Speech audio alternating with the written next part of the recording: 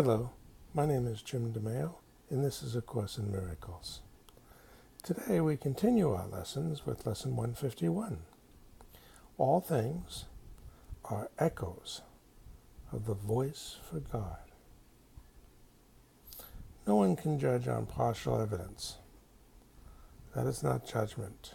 It is merely an opinion based on ignorance and doubt. Its seeming certainty is but a cloak for the uncertainty it would conceal. It needs irrational defense because it is irrational, and its defense seems strong, convincing, without a doubt, because of all the doubting underneath. So much for judgment, huh? If we could just give up judgment, we would be in great shape. You do not seem to doubt the world you see. You do not really question what is shown you through the body's eyes. Nor do you ask why you believe it, even though you learned a long while since your senses do deceive. That you believe them to the last detail, which the report is even stranger when you pause to recollect how frequently they have been faulty witnesses indeed. Why would you trust them so implicitly? Why but because of underlying doubt, which you would hide with show certainty? I don't think too many of us are aware of doing this. But when we allow his idea to come and look at it, we are at the point of really transitioning from dependency on our perception to becoming intuitive.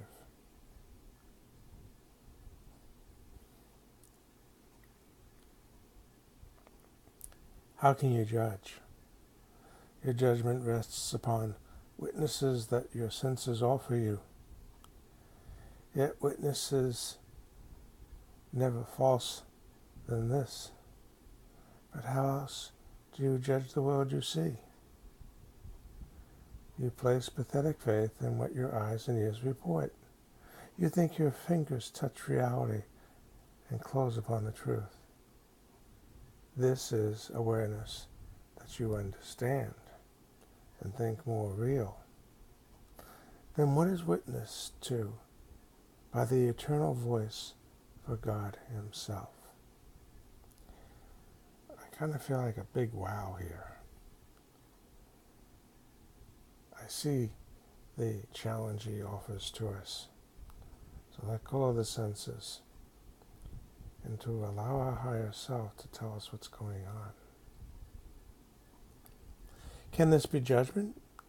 You've often been urged to refrain from judging, not because it is a right to be withheld from you. You cannot judge. You merely can believe the ego's judgments, all of which are false. It guides your senses carefully to prove how weak you are, how helpless and afraid, how apprehensive of just punishment, how black with sin, how wretched in your guilt. Yeah, that's kind of what we're hiding down there. He puts it rather bluntly, doesn't he? This thing it speaks of and would yet defend, it tells you, is yourself. And you believe that this is so with stubborn certainty. Yet underneath remains the hidden doubt that what it shows you as reality with such conviction, it does not believe. It is itself alone that it condemns. It is within itself it sees the guilt. It is its own despair it sees in you. Hear not its voice. The witnesses it sends to prove to you its evil is your own are false, and speak with certainty of what they do not know. Your faith in them is blind because you would not share the doubts their Lord cannot completely vanquish. You believe to doubt his vassals is to doubt yourself. Yeah, we have a very strong identification with the ego. We have a very strong identification of reacting to fear. I want to drop the word ego. Yet you must learn to doubt. Their evidence will clear the way to recognize yourself, and let the voice for God alone be judge of what is worthy of your belief. He will not tell you that your brother should be judged by what your eyes behold in him, nor what his body's mouth says to your ears, nor what your fingers touch reports of him. He passes by such idle witnesses which merely bear false witness to God's Son. Aha.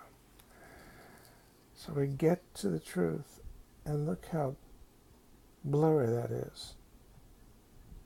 The truth that he is God's Son, the truth that we are God's Son. He recognizes only what God loves. Boy, you're taking judgment and nastiness away from God and suggesting a loving God. Challenging, isn't it, since we have such a fear of God and God's wrath and God's judgment and God's punishment.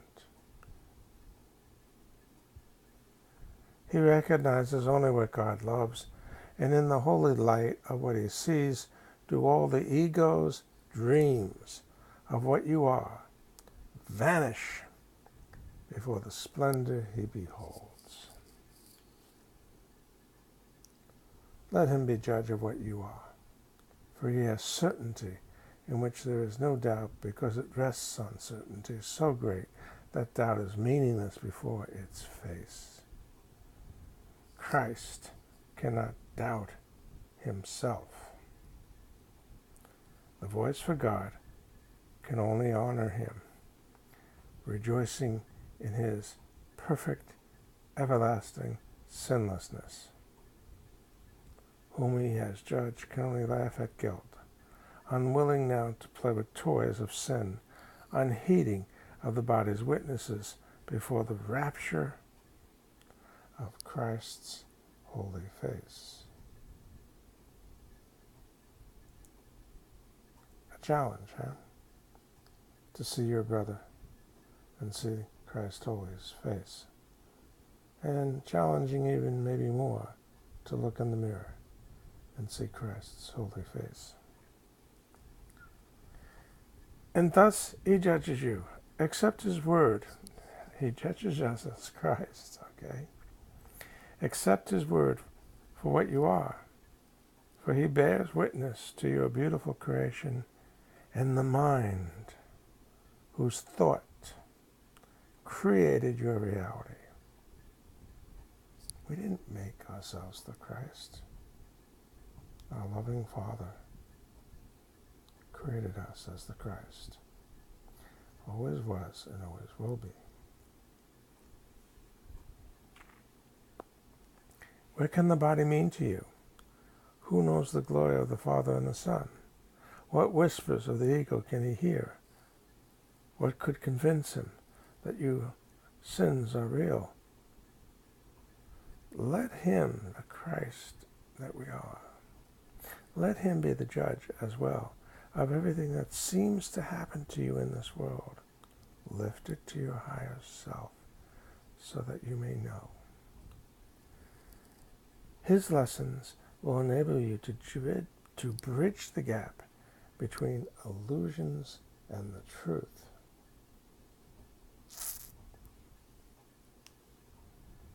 He will remove all faith that you have placed in pain, disaster, suffering, and loss. He gives you a vision which can look beyond these grim appearances and can behold the gentle face of Christ in all of them. You will no longer doubt that only good can come to you who are beloved of God, for he will judge all happenings and teach the single lesson that they all contain, the lesson of love.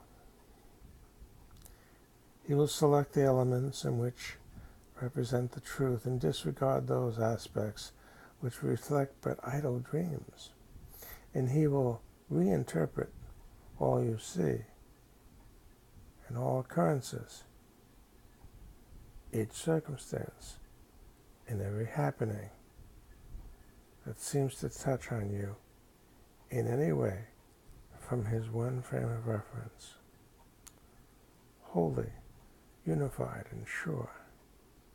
And you will see the love beyond the hate, the constancy in change, the pure in sin, and only heaven blessing on the world. So let's try really quite a transformation of what we see in the world.